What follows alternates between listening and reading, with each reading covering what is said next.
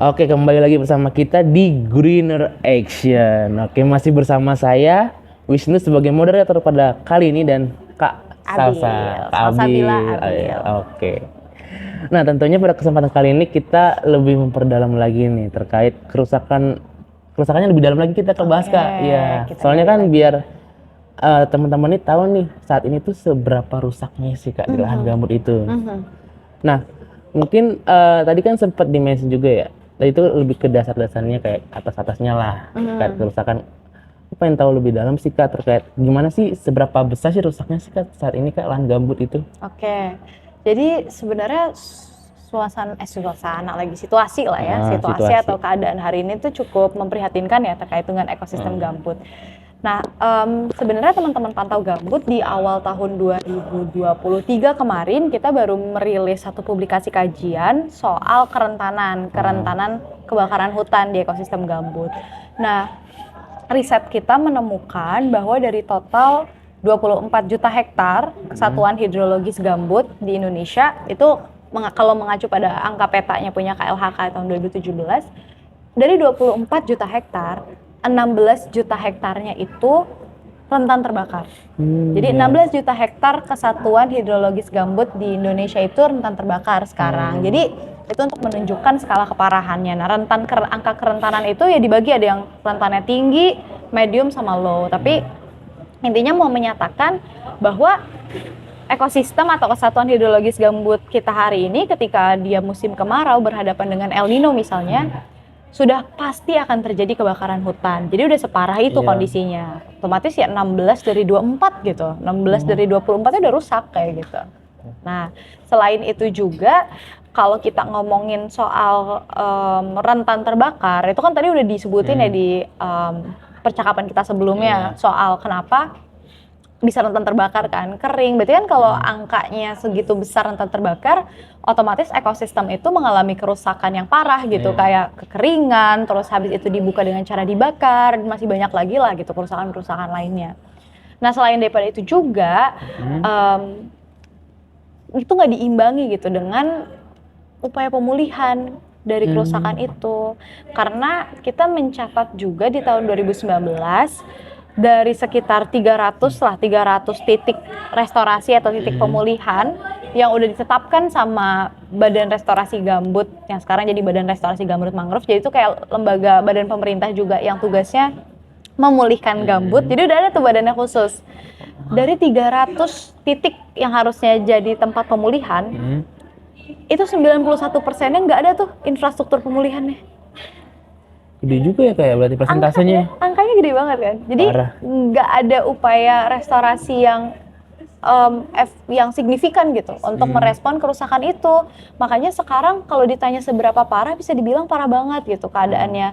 Karena ya tadi 16 juta dari 24 itu udah rusak, sudah rentan terbakar kayak gitu. Paling itu sih yang dampaknya nanti kalau krisis iklim naik nih permukaan air laut. Kan tadi kalau airnya makin kering dia ambles kan, jadi subsiden nih turun. Otomatis ketika permukaan air laut naik, daerah-daerahnya akan tenggelam. Oh, berarti itu ada konteks juga ya kayak saya pernah dengar juga nih Kak kayak ada beberapa wilayah yang bakal tenggelam karena air laut. Itu ternyata sebabnya ada salah satunya itu ya Kak ya. Subsidence. Kalau di Jakarta karena banyak pompa air tanah kan. Kalau di sana tuh ya itu lahan gambutnya dipompa airnya lewat kanal-kanalisasi perkebunan skala besar. Oh, waduh. Ternyata dampak buruk itu juga kayak wilayah itu tenggelam itu sangat dampak banget Kak. Iya benar. Jadi memang kondisinya sekarang sangat kritis lah lahan gambut di Indonesia itu gitu. Oke Kak, berarti kan sempat mention terkait pembukaan lahan ya kayak. Mungkin ini aku ingin membahas lebih dalam lagi aja kayak mungkin seperti contohnya itu lahan seperti tadi sempat di-mention sebelumnya itu food estate. Nah, iya. Nah, sebenarnya itu food estate itu kalau dari pandangan Kakak sendiri itu baik atau enggak sih Kak? Oke, sebenarnya kalau dari pandangan kita di Pantau Gambut ya, food estate ini kan sebenarnya bukan program yang baru sekarang dilakuin. Jadi itu tuh adalah dia terinspirasi sebenarnya dari program cetak sawah 1 juta hektarnya Soeharto. Di zaman Orde Baru. Dulu tuh ada Mega Rice Project di mana Soeharto memutuskan untuk menanam padi di Kalimantan Tengah. Jadi lokasi food estate sekarang itu bekas lokasi Mega Rice Project-nya Soeharto dulu.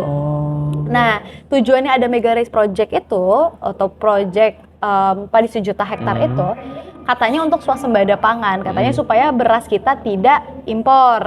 Tapi at what cost gitu. Dampaknya adalah sekarang gambut yang rusak, ekosistem gambut yang rusak. Kenapa? Karena padi itu bukan komoditas yang bisa ditanam di ekosistem gambut, dia tidak cocok ada di sana. Jadi banyak padi yang akhirnya mati kan, tidak bisa panen begitu. Karena kandungan airnya sangat besar dan terpaksa harus dilakukan kanal-kanal tuh supaya dia bisa ditanami. Nah itu yang kemudian efeknya sekarang. Kenapa kemudian banyak sekali kebakaran terjadi di tahun 98 atau 97 seingatku. Itu El Nino. Kita sering El Nino kan, El Nino tuh siklus alami bumi ini. Tapi 97 itu bisa jadi tahun di mana kebakaran hutan dan lahan di Indonesia itu sangat parah. Itu yang pertama terjadi, seingatku ya. Dan itu terjadi karena Mega Rice Project. Sekarang kita sayangnya nggak pernah belajar dari sejarah. Food estate mengulangi kesalahan sejarah yang sama. Dengan menanam padi di Pulau Komodo di Kalimantan Tengah, padi, terus habis itu ada singkong, ada jagung juga yang kemarin sempat viral gitu. Nah itu semua, kita ada publikasi sebenarnya di Pantau Gambut, bisa dicek di pantaugambut.id. Singkongnya itu nggak seperti singkong pada umumnya. Dia sangat kecil, yang dipanen ya. Dia sangat kecil dan punya kandungan potasium yang tinggi. Jadi nggak bisa langsung dikonsumsi. Itu singkong yang cuman untuk produksi pabrik tepung. Oh, berarti itu jatuhnya rugi-rugi juga ya kayak? Rugi juga, padi juga bulir-bulirnya kopong. Jadi gagal panen sebenarnya food estate itu. Dan kegagalan panen itu terjadi dengan mengorbankan ekosistem gambut lagi, lahan gambut lagi. Jadi membangun kanal-kanal besar sampai kering banget itu lahannya. Makanya di titik pemantauan titik panas kemarin kita jadi rutin pantau gambut itu sepanjang 2023 ketika musim kebakaran. Kita rutin melakukan pemantauan lewat citra satelit terkait dengan hotspot atau titik-titik panas di Indonesia, terutama di yang pulau-pulau tadi ya, Sumatera, Kalimantan, Papua itu. Dan itu yang menemukan di Kalimantan Tengah, beberapa titik kebakaran itu ada di dalam lokasi food estate. Titik panas, titik hotspot itu. Dan itu nggak sedikit gitu hotspotnya. Jadi ketika indikasi terjadinya kebakaran itu sebenarnya memang nggak bisa diukur dari titik panas. Tapi ketika ada titik panas bergerumul di satu tempat, itu bisa dibilang, dan itu terjadi dalam jangka waktu 3 hari berturut-turut gitu. Itu bisa dikatakan itu terjadi kebakaran di situ. Nah itu terjadi di food estate, di dalam lokasi food estate. Aku lupa bloknya berapa, tapi itu di dalam wilayah. Berarti sebenarnya sih Kak, kalau dilihat dari berita-berita saat ini kayak beberapa masyarakat udah agak peduli nih Kak, baiknya di food estate itu. Cuman emang banyak yang diiming-imingkan itu kayak yang menggaung-gaungkan untuk mega swasembada. Iya, mega swasembada. Kayak ya udahlah kayak Indonesia zaman dulu kan pernah kayak swasembada sawah gitu kan. Tapi ternyata terlihat dari dampak sekarang atau hasilnya itu nggak seimbang banget.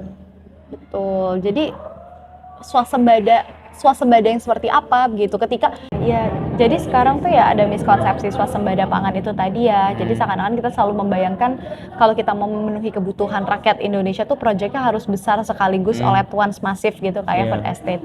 Padahal kan sebenarnya yang justru lebih penting untuk diperhatikan adalah kesejahteraan petani-petani yang ada misalnya di kampung-kampung yang mereka memang langsung berurusan dengan sawahnya. Sayangnya kan yang sekarang terjadi justru sawah-sawah itu kemudian diubah jadi pemukiman, jadi gedung-gedung, jadi mereka juga nggak punya tanah atau lahan untuk dikelola gitu. Ya itu yang sebenarnya permasalahan yang lebih mendasarnya kalau ngomongin swasembada pangan. Karena yang sekarang pertanyaannya, ini mau swasembada pangan atau untuk industri? Begitu.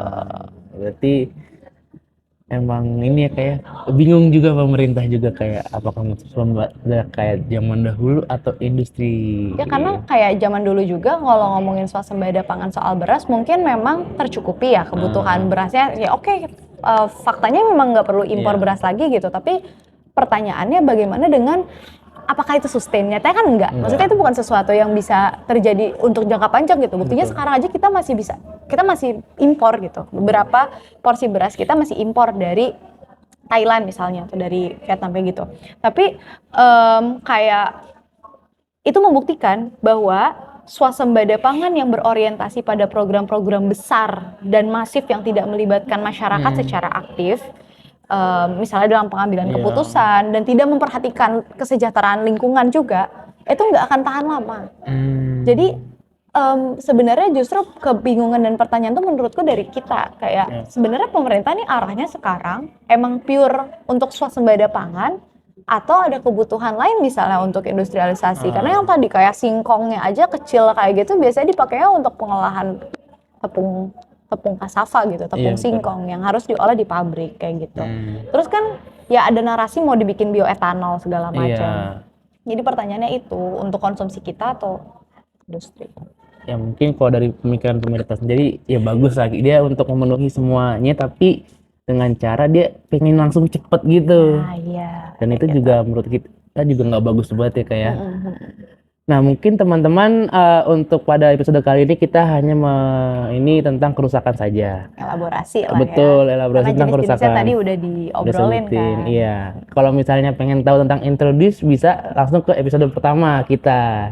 Satu lahan gambut. Betul, lahan gambut.